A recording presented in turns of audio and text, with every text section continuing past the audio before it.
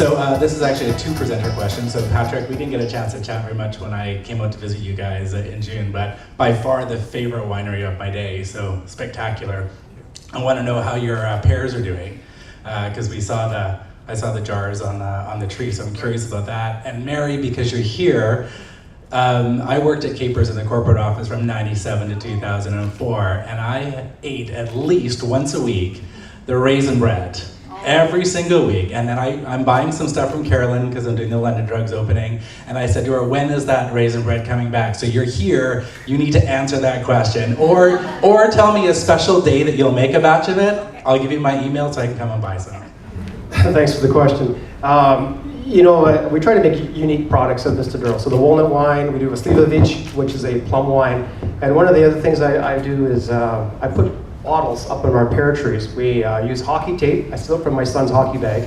And I go to the barn and I grab some bale twine, and we string up the bottles and we hang them upside down on our pear trees. And some of you may be familiar with a product of the LCB called Port Williams. Port Williams is a tree varietal in France. And the whole idea is to stick a small budlet of a pear as it's growing into the bottle, fully mature, ripen, and then we're going to put some white wine, and then in the back, I've got some brandy actually sitting in some apple and pear skins, and we're going to fortify it to be about a 19% white port. Thank you. I've got 80 bottles available for you. Oh, fantastic. All right. Now I'm on the spot. That's a good question, though, because I had mentioned about, each bread is different. And with growth, I left you off, I think, in kits, and then the bakery now over 19 years has evolved to the 4 locations. And so in all of that growth, every now and then you want to make room for new products. And so the raisin bread, somebody with the numbers sat down at a desk and said, oh, this is the low, but I absolutely love that bread. So, and since I do all the product development, I can put a little tweak in there to get it back. But yeah, it's that's the interesting thing about a bakery is that customers, you get so attached, and it's such a part of a community where, unlike a restaurant where I think the expectation is you're going to get a different menu, it's going to be changing all the time. A bakery, it's a little bit more challenging because customers, they get attached to a product, and it's it's something that you sort of get an emotional connection to, and they don't let it go. So sometimes for me, I'm at that point where, okay, I'm ready to, I've been making that scone for a number of years now. I'm ready to change it. So every now and then we do it slowly, just because I want to sort of ease people in. But if you do give me your card, I can help you out with some special raisin bread day. I think I can work something out. Raisin bread smoothie or something. Don't mess with it. It's good as it was. No, but we do have to make room because I have so many exciting things I want to do, and there's just Vancouver, the food movement is just exploding. Local products, like with what Eric's doing, there's so many great things, and tapping in like the wheat that we're growing, and we have wheat that's grown out in Chilliwack that we're able to make special breads with. There's so many things you want to do, but you can't do it all sometimes because we want to do it really well. So we're not changing and recreating something different every day. We really nurse. Like if you come in sometime, you'll see how careful we nurture those cultures, and so everything is slow. So just like we do slow food in the bakery, we do slow business. So before I go to the next question, I've got one. I'm going to So before, when I was setting up all the speakers for tonight and everything, I had like 4, because I was kind of doing this over the summer, trying to figure out where to put people and who was available. So I walk through Whole Foods and I'm hungry. I'm looking for a healthy snack, and I see kale chips. Those look good.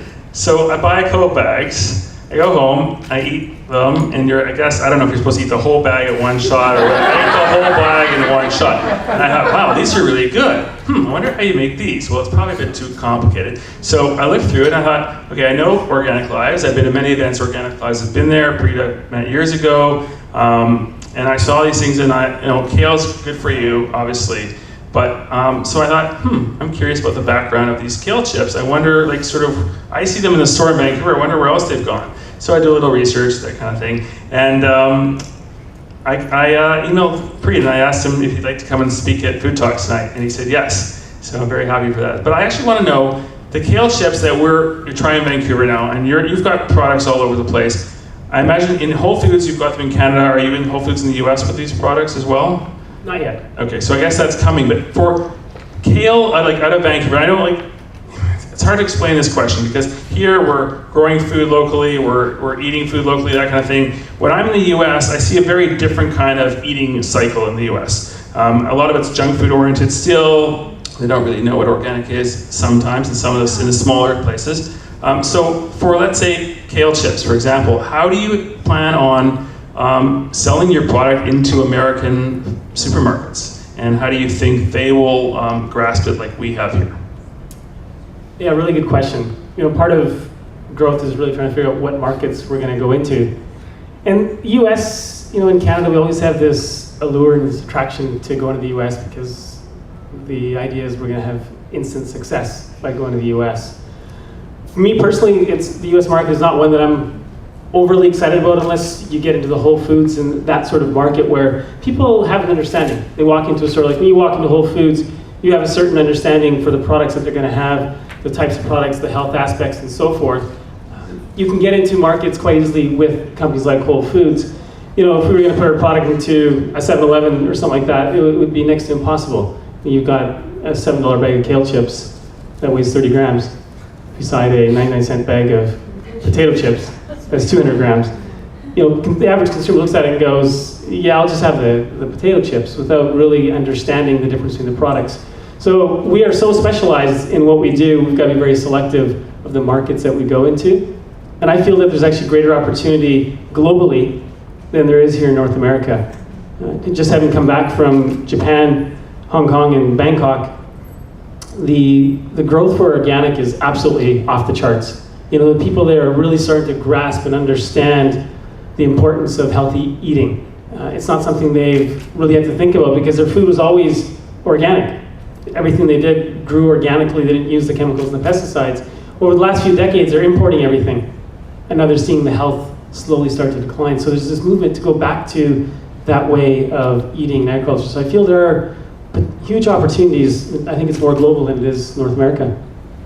Eric, you'd had Edible Canada. I understand Edible Vancouver is the magazine. So I take it that's why there might have been a conflict in naming? Yeah, we were here as Edible Vancouver first. Actually, Edible Vancouver came in after we had become Edible BC. And Edible Vancouver, a good friend of ours, and we love what they're doing. It's actually, the parent publication's US-based. It's called Edible Communities, and there's about 80 magazines across North America, all with the universal Edible name to them. So Edible Canada, had you ever thought about doing Edible Granville Island? Or will you be branching out to Edible Commercial Drive or Edible Main Street? Or we knew we wanted to grow in various other markets across the country and around the world, and we actually looked at doing Edible Ontario, Edible Quebec, Edible Alberta. We've been approached numerous times to do various ventures like that, but we felt the name Edible Canada gave us that brand, that instant brand recognition that we could take not only anywhere in Canada, but anywhere around the world.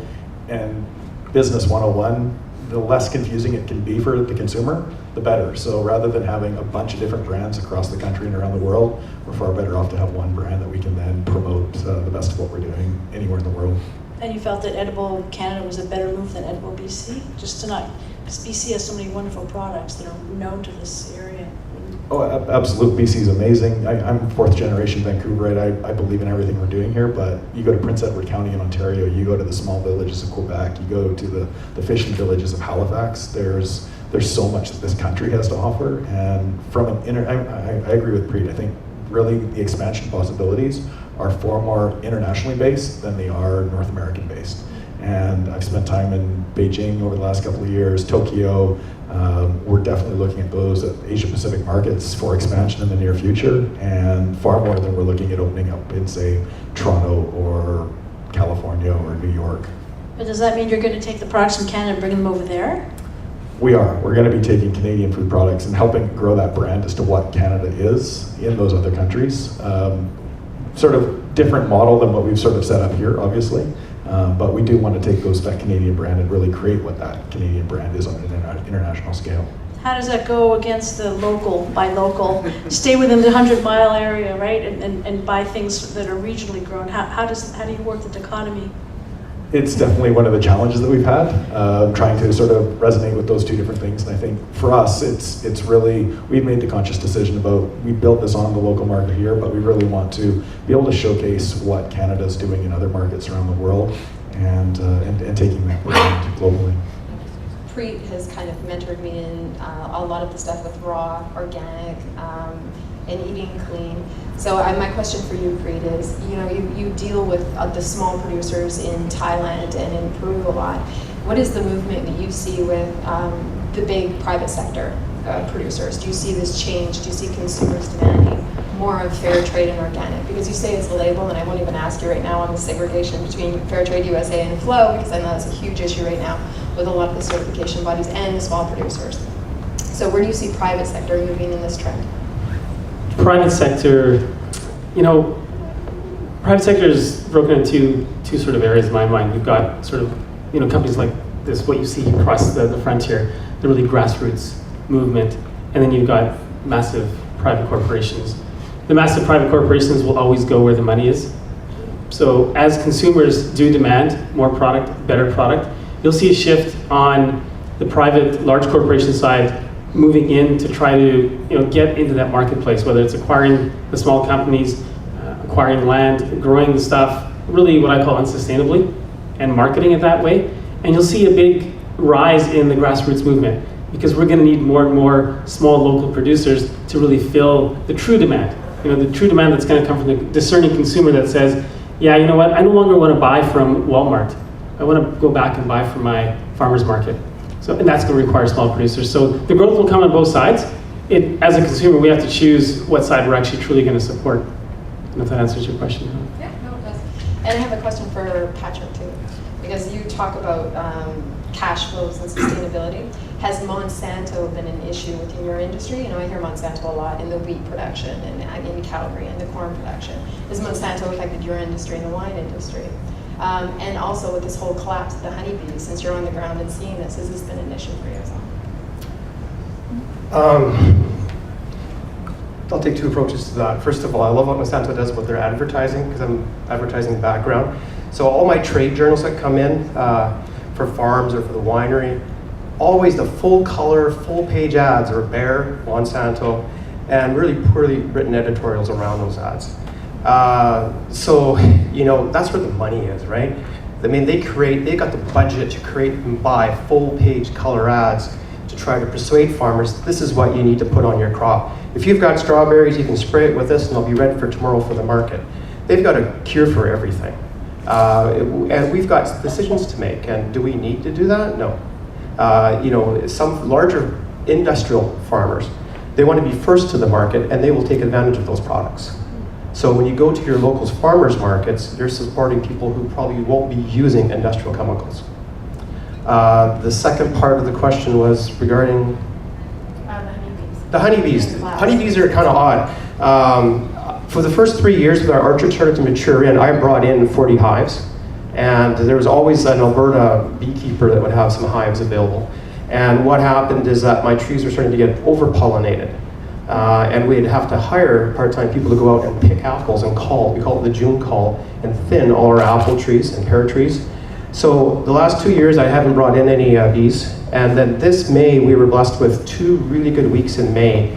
And what happens is all the beekeepers from Alberta who keep their bees here for the berry farms are all in the South Langley area and for the raspberry fields. We got over-pollinated again. And today I had 2 people out picking for 10-hour shifts, thinning apples, because if we don't, even though we prune our trees really well, the branches get so big and so heavy, we're getting 800 pounds off of one tree. So and that's with no fertilizer and no sprays. And so, I mean, they are doing a great job. Now, these are not honeybees though, okay? These are kind of odd folks. They are Italian honeybees from New Zealand. Okay, so whenever you see them, they're actually New Zealand bees with Italian heritage. Because I'm from Langley, I'm a Langley girl. My dad owns a farm there, and what he's been doing and what the crop people have been doing there is literally touching one leaf to another leaf because of the honeybees. Yeah, I would say like the mason bees, they like it like 16 to 18 degrees with a light wind. They don't come out. But the New Zealand Italian bees, they'll fly at 16 degrees. So that's why, and the beekeeping business is big dollars. And so the guys who do the raspberry, blueberries fields here, they move all those hives back to Alberta for the canola fields. So they start the season here. It's just like the old thrasher days. You know, they start down south and they move them up to the north.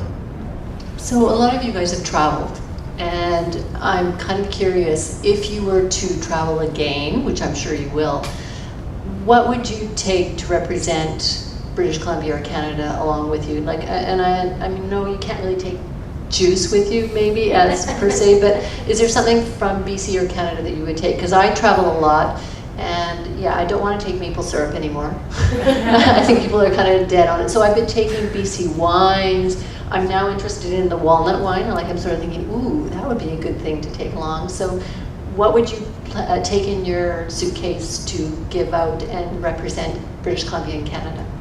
This is probably a cliche answer, but in Nepal and India, there's pancakes everywhere, but there is no maple syrup. So I would have brought the maple syrup. I mean, I will take maple syrup. You have to have it, yeah. Yeah, honestly, it was like the one thing that we didn't have. Every when you're like stuck in a mountain, all you can have is pancakes for breakfast, and they have honey, so they're just dry pancakes. And all we ever thought about was maple syrup, and we were in a small Business number 3. Yeah, it's funny because we were in Rishikesh in the northern India, and we were at this grocery store, and we actually found one Canadian bottle of maple syrup that just happened to be stacked away with like hundreds of old groceries. So somehow someone from Canada brought a bottle of maple syrup and left it there for sale. We obviously bought it. I honestly, I don't ever really think I bring things when I travel to anybody. I'm kind of selfish. I usually will pick up, maybe throw a bag of granola from the bakery, but usually I'm traveling to go and eat somewhere else. But the first thing that would pop into mind would be, these preserves, because there's a combination of the BC grown fruit, it's local, I can say I know the farmer, I understand the process, or even the preserves where you use the wine, right? You're using your walnut wine in it. So something that is encompassing. And I think what I always want to do is it's not, for me, what makes food really special is a story behind food. So I would look for something where I have a connection, I know the farmer, or there's something I can talk about. About the food. Not that I'm just hunting to say this is local or this is from the backyard. It has to. I would have to have a connection. I would take a pancake recipe and cook Oh, it and and give the maple syrup. Okay, That's the deal. That's you know, like- Oh no! When I go away, no, I'm not doing any cooking. There's somebody else doing it for me. So when I do travel, the one thing I always take, and for anybody that's had our macaroons, that's what I take. And they're, for me, the easiest way to get anybody on board to anything I want to say. Having this as our macaroons. And yes, it comes back to maple syrup, and we have the best maple syrup in small farms in Quebec. So, we like to showcase that product. We also create macaroons with our local raspberries and other fruits as well. So it combines the best of kind of all worlds. And for me, our food is about the story as well. So it's not so much that this is what Canada represents, in terms of the actual ingredients. This is what Canadian companies represent. This is the integrity, the ethical aspect of food that we're bringing to the rest of the world. So that's what at the end of the day, we like to taste. I just take it in the form of macaroons. Well, that's what it is. It's a tactile thing with a story. I've never been asked this question before. As a guy who represents over 300 unique artists and BC food companies, it's certainly a question we run into on a daily basis down at Granville Island. But for me, I think the one thing I always take traveling is birch syrup. Birch syrup, so similar to maple syrup, it comes from northern British Columbia. Same process as maple syrup, but it takes 100 liters of sap to make a single liter of syrup. And when we got asked to cook in New York last year, it was the one ingredient we did take with us. And we did a sable fish with it, which we marinated with the birch syrup and kazu, which is the rice left over after the mixake. And that came from Granville Island as well, from Granville Island sake maker, and we really thought that epitomized what Canadian food is at this point, which is that BC homegrown product, but with that international influence from the Kazoo. And we were fortunate, the first night we were there, we did a dinner for 5,000 people with this birch syrup. And also the same night, Morimoto decided to cook sablefish. So we were a little intimidated, and at the end of the night, the editor of Food and Wine came and said it was the best sablefish he'd ever had, and was curious what birch syrup was. And it's a great story to tell people. People get excited about it. And for me personally, I'm a huge single malt Scotch fan, and there's nothing better than single malt Scotch cut with birch syrup and then marinate halibut or sablefish with it. You get that like smoky Lagavulin Lefroy Scotch with this sweet birch syrup. It's fantastic. So. Thank you, Rick. I'm getting thirsty. We probably should, and when we do travel to visit culinary wine people, we will bring some of our culinary jams or some of our wines. But I'll be honest, if I'm traveling, I'll give out Vancouver Canuck hockey jerseys. Where are you from? Here, they love it. Everyone wants to be a Canuck. I had a question for Mary. I'm just wondering how we go about getting a tour of all these fancy rooms you've been talking about. And then just a quick question for the juice truck guys. I'm just wondering if you guys drink your juice every day. We haven't actually opened up to the public, but maybe I've got to put that on my list. When we do tours, it's for culinary schools. So we bring in students from culinary schools. They can do practicums where they can come get experience working in the bakery. It's a great thing to do for students to see, to get into the environment and see, do I really want to do this? Do I really want to get up at 3 o'clock in the morning and spend my life doing this? So students come through.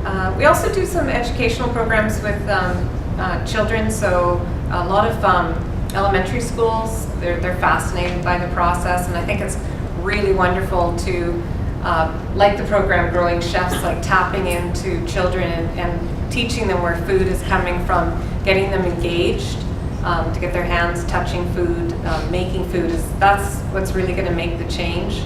I think for their generation is making sure that they're actually cooking.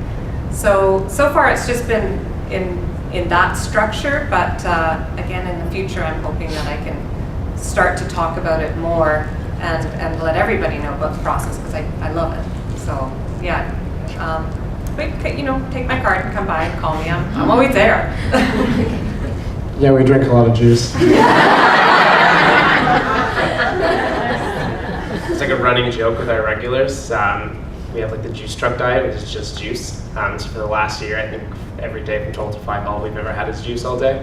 And it'll probably stay that way for the next year, I'd say. To be honest, like we have juice for lunch quite often, and before we open, I usually go down to Organic Plants and get a smoothie before I can have one of mine. So I really like juice and smoothies. I want to spin her question a bit. What's your favorite juice and smoothie, each of you guys? Right now. Right now. I like the green with apple, extra lime, and extra parsley, and the almost chocolate smoothie. I actually like Preet's one, where I combine this super delicious one and the other one. Super body? Yeah, that's my favorite smoothie right now, actually.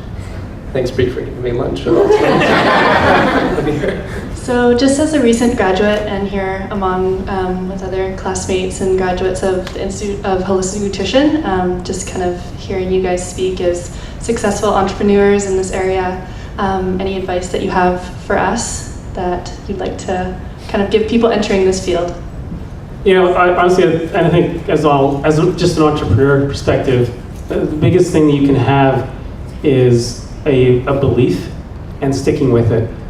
When you become an entrepreneur and you get into business, it's so easy to be swayed and guided, and a lot of times misguided by the pursuit of just the almighty dollar. If you really have a belief and a conviction and you stick with it, whatever it is that you're pursuing will come through. So that's the best advice I can give you, is don't ever deviate from what you believe in, don't ever compromise. Follow your passion. I mean, follow what each of you will have as individual passions, but entrepreneurs always think that we're really good at everything, and we're not. We're usually really good at one thing or maybe two, and if you surround yourself with people who can fill in all the other gaps and do those things better than you, you'll be incredibly successful in business. And don't try and do it all yourself, because we can all work 18 hours a day, but I've seen a lot of people work 18 hours a day very inefficiently. For sure, you got to have the passion and desire to do it, but you know, realistically too, you have to make sure you have a friendly bank manager. You know, you really got to have someone that believes in you, especially during the growth years, because it's not always, you know, it's not always in the black. So, you know, be very realistic about your cash flow. My advice would be say yes a lot. Get involved in different programs, you know, when you're starting out. Volunteer, because networking is what will build and will sort of open things up for you. I have a family, a full-time job, and I also belong to several organizations which do a lot of fundraising. It requires a lot of time, but it gives back as much as I put into it. And it also, as I described earlier, that not only bread making is all I do, but my journey is going further through all this networking that I do. So through organizations like Les Dames, which we talked about, we fundraise scholarships, and for Chef's Table Society, where we promote sustainable food and agriculture and educate chefs about what's out there, and that, you know, options besides going and buying all from the large purchasing, how to get organics, how to balance the cost, because that's a big challenge. So by volunteering and networking, the doors will just keep opening up for you. Our advice, when we started, we approached CYBF, which is like Canadian Youth Business Foundation, and we work with them to create a business plan in order to get essentially like an interest-free loan for the first year. And part of the program is that you're set up with a mentor for 2 years.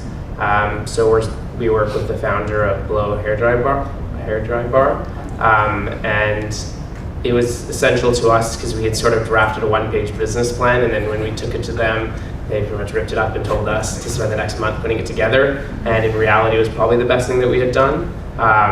So it's a little bit cliche, but writing a business plan was important. And I would say working with a mentor was amazing for us. If you just go type in CYBF into Google, they were an instrumental help in our early kind of development. And having someone as a soundboard with a lot of experience was awesome for us. I'll echo what a couple of people have already said already. I'd say just put yourself out there. There's an incredible amount of support in the city.